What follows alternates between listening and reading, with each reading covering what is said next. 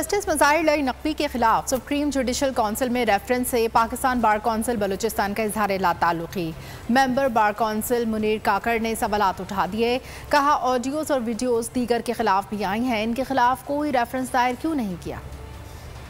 Community या वकला जो रिप्रेजेंटेटिव बॉडीज़ है ये रेफरेंस उसकी तरफ से नहीं है, ना किसी बार बॉडी ने रेजोल्यूशन पास किया हुआ है, न बार काउंसिल ने, न कोर्ट बार एसोसिएशन ने, और न कोयटा न डिस्ट्रिक्ट बार्स ने, और बशमूल मैं पाकिस्तान बार काउंसिल के मेंबर हूँ। ये हमारे नॉलेज में नहीं है। या अगर किसी के इंडिविजुअल रेफरेंस हो सकता है, हमारी बलूचिस्तान की लायर्स कम्युनिटी की तरफ से नहीं है। और दूसरी तरीके से हम इसको कहते हैं एक सियासी स्टंट है। तो नजर आ रहा है सामने लिखा हुआ है जुल्म मिटने के लिए दो चीजों से मिटेगा भाई।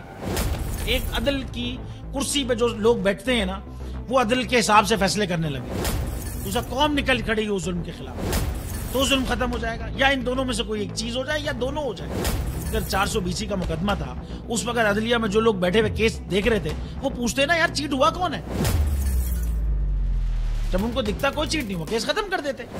तो जालिम जुल्म कर ही नहीं पाता। 9 जजेस ने नोट बिफोर किया मेरे केस को यार, 1.5 साल चला। शख्सी जमानत का केस, सेम केस इस्लामाबाद में कर दिया। एक ही इल्जाम पे 2 केस हो नहीं सकते भाई। मतलब 60 दिन का वक्त होता है। 102 दिन के बाद मैं जीत गया, केस बरी हो गया। 102 दिन के बाद अपील फाइल की, एक्सेप्ट कर ली। नहीं करते ना एक्सेप्ट, खत्म हो जाता ना जुल्म यार। भरी अदालत में मुझे बरी कर दिया, फिर पता नहीं क्या हुआ 2.5 घंटे बाद का नोट बिफोर।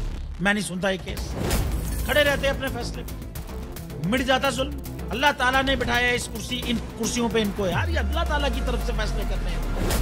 तो या तो ये फैसले आएंगे, जुल्म मिट जाएगा, या कौम खड़ी हो जाएगी जुल्म के खिलाफ।